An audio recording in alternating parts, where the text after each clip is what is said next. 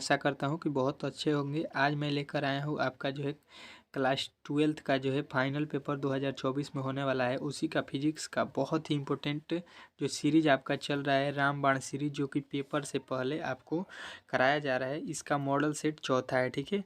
आपका चौथा model set चल रहा है। तीनों मॉडल सेट आपके कंप्लीट हो चुके हैं, 1 2 3। यदि आप उसको देखना चाहते हैं तो हमारे चैनल पर प्लेलिस्ट बना हुआ है, उसमें जाकर आप लोग तीनों जो है वीडियो को देख सकते हैं, क्योंकि वो ये जो है आपको 5 सेटों का रामबाण चल रहा है। बहुत ही इंपॉर्टेंट प्रश्न है इसमें आपको दिया जा रहा है, जो कि 100% इस बार इसी में से प्रश्न आएंगे, ठीक है।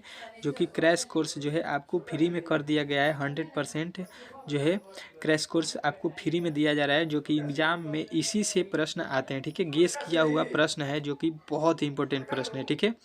तो आपको क्या करना है कि वीडियो को लाइक कर देना है, और चैनल पर आए हैं नए तो प्लीज़ चैनल को सब्सक्राइब कर लीजिए, ठीक है।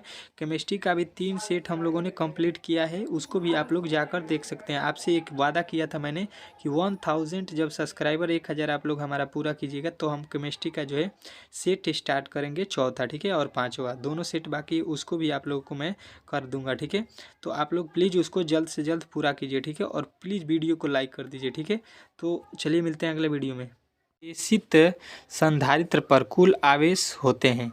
तो आवेशित संधारित्र पर कुल आवेश जो है आपको बताना है कितना होता है। तो आपको बताना है कि इस पे जो है आवेश 0 होता है, ठीक है। देखिए प्लीज़ वीडियो को अंत तक देखिएगा, क्योंकि इसमें बहुत ही वीवीआई प्रश्न है, ठीक है। जो कि गेस किया गया प्रश्न है, जो कि 100% इस बार आपके बोर्ड में पूछा जाएगा, ठीक है। तो आप लोग वीडियो को मिस मत कीजिए, एक भी प्रश्न आपके लिए छूट जाएगा तो बहुत ही इंपॉर्टेंट है, ठीक है। एक ऊंचाई ट्रांसफार्मर की द्वितीय कुंडली में धारा का मान प्राथमिक कुंडली की तुलना में होता है। तो प्राथमिक कुंडली के तुलना में जो है आपको बताना है कि कम होता है, ठीक है। प्राथमिक कुंडली के तुलना में जो है द्वितीय कुंडली कम होता है, ठीक है।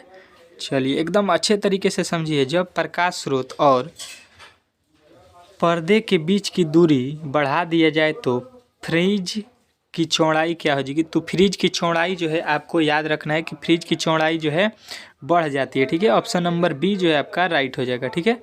चलिए अगला प्रश्न देखिए, कह रहा है प्रकाश अनुप्रस्थ तरंग है क्योंकि यह प्रदर्शित करता है, ठीक है।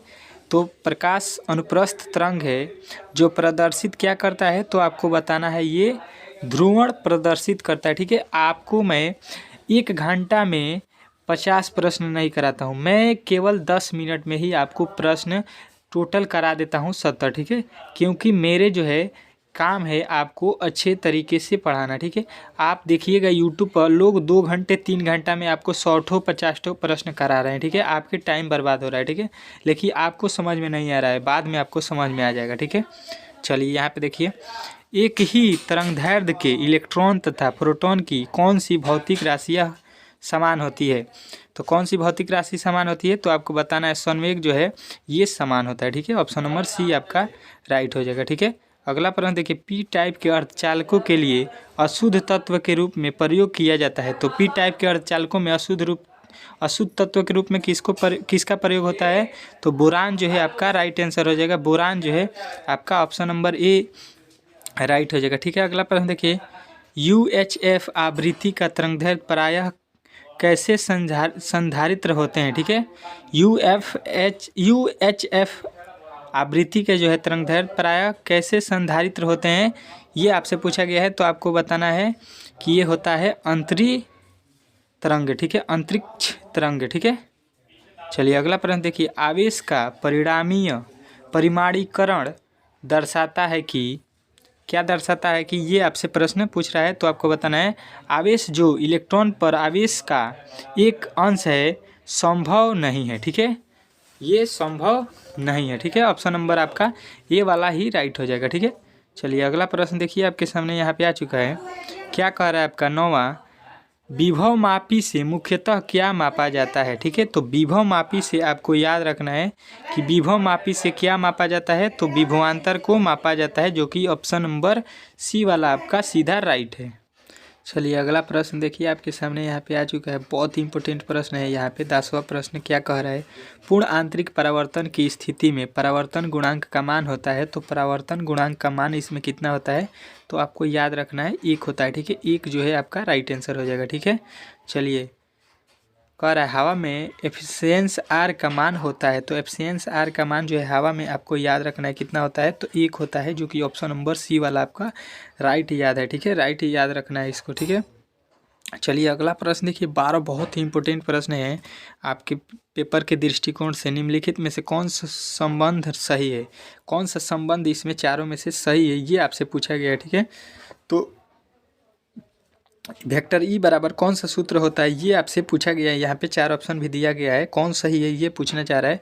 तो आपको बताना है option number D 1/4 pi epsilon 0 गुणे क्यू बटा वेक्टर एफ, जो कि ऑप्शन नंबर ई डी वाला आपका राइट है। ठीक है, अगला प्रश्न देखिए। एक एकांकी चालक के लिए निम्न में से कौन अनुपात अचर होता है, कौन सा अनुपात जो है अचर होता है, ये आपसे पूछना चाह रहा है। तो आपको बताना है कुल आवेश बटा विभव, जो कि ऑप्शन नंबर ए वाला राइट है। ठीक है, अगला प्रश्न देखिए। किसी आवेशित खोखले गोलाकार चालक के भीतर विद्युतीय तीव्रता का मान कितना होता है, तो किसी भी आवेशित खोखले गोलाकार चालक के भीतर जो है आपको याद रखना है कितना होता है, तो 0 होता है। ठीक है, विद्युतीय तीव्रता का मान कितना होगा, तो 0 आपको सीधा बता देना है। ठीक है, एक आवेशित चालक का क्षेत्र आवेश घनत्व यहाँ पे क्यों है, इसके पास विद्युत क्षेत्र का मान कितना है, तो इसके जो है विद्युत क्षेत्र का मान जो है आपको बताना है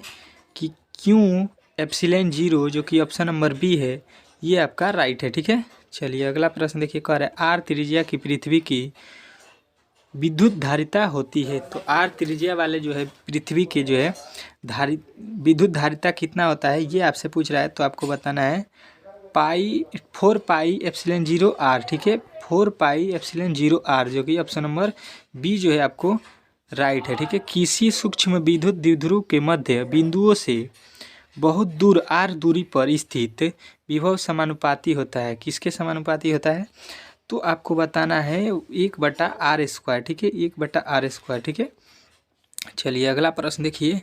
धातु का परावैद्युतांक होता है, बहुत ही इंपॉर्टेंट प्रश्न है, इसको लिख लीजिएगा। ठीक है, कि धातु का परावैद्युतांक कितना होता है, तो आपको बताना है कि इनफाइट। ठीक है, इसका मान ज्ञात नहीं है, इनफाइट होता है। ठीक है, इनफाइट उसको पढ़ते हैं। 10 म्यू सी एवं 10 mu C minus 10 mu C के दो बिंदुएं आवेश वायु में परस्पर 10 सेमी की दूरी पर रखे हैं। निकाय की विद्युत स्थितिज ऊर्जा होगी, तो निकाय की विद्युत स्थितिज ऊर्जा जो है अब आप इसका निकालिएगा तो कितना आएगा, तो आपको बताना है -2.25 जूल। ठीक है, ऑप्शन नंबर सी जो है आपका राइट हो जाएगा। अगला प्रश्न कह रहा है आवेशित संधारित्र पर संग्राहक पट्टिका और संघनक पट्टिका के आवेशों का योग होता है, तो आवेशों के योग कितना होता है, तो आपको बताना है कि इसका मान जो है 0 होता है, ऑप्शन नंबर जो कि ए वाला आपका राइट हो जाएगा। ठीक है, अगला प्रश्न देखिए आपके सामने यहाँ पे आ चुका है। आपका अगला प्रश्न कह रहा है 21 नंबर 1 एम्पियर बराबर होता है, बहुत ही इंपॉर्टेंट प्रश्न है कि 1 एम्पियर बराबर कितना होता है, ये आपसे पूछा गया है। तो आपको बताना है 1 कूलाम्ब बटा 1 सेकेंड, जो कि ऑप्शन नंबर ए वाला ही आपका राइट होगा। ठीक है, चलिए अगला प्रश्न देखिए। किसी चालक के संघन वेग वी तथा आरोपित विद्युत क्षेत्र ई के बीच संबंध कौन सा सही है, ये आपसे पूछा गया है। तो आपको बताना है ऑप्शन नंबर बी वी समानुपाती किसके होता है, विद्युत क्षेत्र मतलब ई के समानुपाती होता है। ठीक है, चलिए अगला प्रश्न देखिए। कह रहा है किसी बंद परिपथ के किसी लूप के विभिन्न बिंदुओं के बीच के विभवांतरों का बीजीय योग क्या होता है, ये आपसे पूछा गया है। ठीक है, कितना होता है, तो आपको बताना है बीजीय योग क्या होता है, 0 से अधिक होता है। ठीक है, 0 से अधिक होता है, हमेशा 0 से अधिक होता है। स्थिर विभवांतर पर किसी विद्युतीय परिपथ का प्रतिरोध आधा कर दिया जाए तो उत्पन्न ऊष्मा होगी, तो उसमें उत्पन्न ऊष्मा कितना होगा, तो आपको बताना है कि 2 गुनी हो जाती है। ठीक है, 2 गुनी, जो कि ऑप्शन नंबर बी वाला आपका राइट हो जाएगा। ठीक है, चलिए अगला प्रश्न देखिए। कह रहा है स्थिर विभवांतर पर किसी विद्युत परिपथ का प्रतिरोध आधा कर दिया जाता है तो उत्पन्न ऊष्मा होगी, तो अभी मैंने बताया कि उत्पन्न ऊष्मा क्या हो जाएगा, तो 2 गुना हो जाएगा। ठीक है, जो कि हम लोगों ने अभी इसको पढ़ लिया है। ठीक है, चलिए अगला प्रश्न देखिए, कह रहा है विशिष्ट प्रतिरोधकता का एसआई मात्रक। विशिष्ट प्रतिरोध या प्रतिरोधकता का एसआई मात्रक आपसे पूछेगा तो आपको सीधा सीधी बताना है कि ओम मीटर होता है। ठीक है, ओम मीटर। विशिष्ट प्रतिरोधकता या प्रतिरोध या विशिष्ट प्रतिरोधकता का पूछे तो आपको ओम मीटर ही बताना है। ठीक है, आपको मैंने बता दिया है कि 5 आपको एसआई मात्रक से प्रश्न वहाँ पे पूछे जाएंगे आपके पेपर में। ठीक है, तो आपको उसके लिए तैयार हो जाना चाहिए। ठीक है, हमारे चैनल पे 4 हर सेट में ऑब्जेक्ट एसआई मात्रक कराया जा रहा है। ठीक है, तो आप लोग अच्छे तरीके से सबको लिखकर याद कर लीजिएगा। ठीक है, चुंबकीय क्षेत्र के फ्लक्स की एसआई मात्रक होती है, तो चुंबकीय क्षेत्र के फ्लक्स का जो है एसआई मात्रक कितना होता है, तो चुंबकीय क्षेत्र के फ्लक्स का एसआई मात्रक आपको याद रखना है कि क्या होता है, टेस्ला होता है। चुंबकीय क्षेत्र के फ्लक्स का एसआई मात्रक टेस्ला आपको याद रखना है। ठीक है, चलिए अगला प्रश्न देखिए, लॉरेंज बल की दिशा ज्ञात करने का नियम है। तो लॉरेंज बल की दिशा को ज्ञात करने का नियम है, तो आपको बताना है कौन नियम है। तो आपका राइट आंसर हो जाएगा ऑप्शन नंबर सी, एम्पियर के तैरने का नियम। ठीक है, एम्पियर के तैरने का नियम जो है आपका राइट आंसर है। ठीक है, चलिए अगला प्रश्न देखिए आपके सामने आ चुका है, कह रहा है चुंबकीय क्षेत्र में गतिमान कण का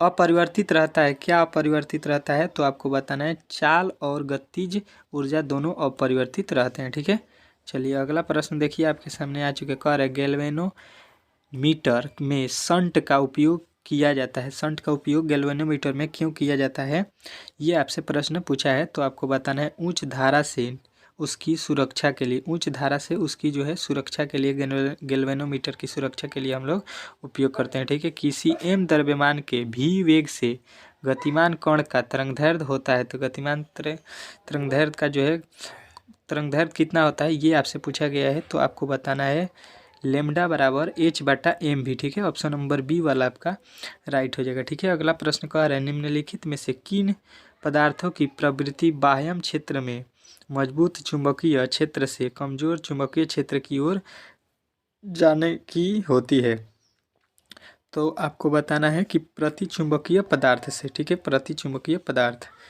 चलिए अगला प्रश्न देखिए, विद्युत चुंबक नर्म लोहे के बनाए जाते हैं क्योंकि नर्म लोहा रखती है। क्या रखती है नर्म लोहा, तो आपको बताना है कि अधिक चुंबकीय प्रवृत्ति तथा अधिक चरणशीलता। ठीक है, ये उसके अंदर रहता है। ठीक है, चुंबकीय प्रेरण का एसआई मात्रक क्या होता है, तो चुंबकीय प्रेरण का जो है एसआई मात्रक आपको याद रखना है टेस्ला होता है। ठीक है, टेस्ला आपका राइट आंसर है। अगला प्रश्न क्या कह रहा है आपका, क्यूरी ताप के ऊपर लौह चुंबकीय पदार्थ होते हैं। तो क्यूरी ताप के ऊपर लौह चुंबकीय आपको बताना है कितना होता है, तो आपका हो जाएगा अणु चुंबकीय, जो कि ऑप्शन नंबर ए वाला आपका राइट है। ठीक है, अगला प्रश्न कर रहा है विद्युत चुंबकीय प्रेरण की घटना के आविष्कार किए थे, किसने किए थे, तो आपको बताना है कि विद्युत चुंबकीय प्रेरण के जो है खोज किसने किया था, तो फैराडे ने, या आविष्कार पूछे तो आपको फैराडे। ठीक है, यहाँ पे जो है हम लोगों ने 35 प्रश्न कंप्लीट कर लिया। ठीक है, आपको मालूम होगा कि वीडियो जो है लंबा होने के कारण मैं एक जो है सेट को 2 पार्ट में कंप्लीट करता हूँ, क्योंकि मोबाइल से मैं वीडियो को अपलोड करता हूँ। मैंने पहले ही बता दिया है आपको कि ज़्यादा बड़ वीडियो यहाँ से मोबाइल से अपलोड करने में काफ़ी कठिनाई होती है। ठीक है, क्योंकि वाईफाई तो है नहीं यहाँ पे, 4G से बहुत दिक्कत होता है। ठीक है, आप लोग समझ सकते हैं। ठीक है, यहाँ पे आपका चौथा सेट है फिजिक्स का, जो कि आपको यहाँ पे पार्ट 1 कंप्लीट हो चुका है। ठीक है, आशा करता हूँ कि ये वीडियो आपको बहुत अच्छा लगा हो। ठीक है, अगले जो है 35 प्रश्नों के लिए अगला पार्ट जो आएगा उसमें 35 और प्रश्न रहेंगे। तो जिसको देखने के लिए आप लोग हमारे चैनल को सब्सक्राइब कर लीजिए और वीडियो को लाइक कर दीजिए, ताकि मैं जब भी वो वीडियो अपलोड करूँ तो सबसे पहले नोटिफिकेशन आप तक चला जाए। ठीक है, चलिए मिलते हैं अगले वीडियो में।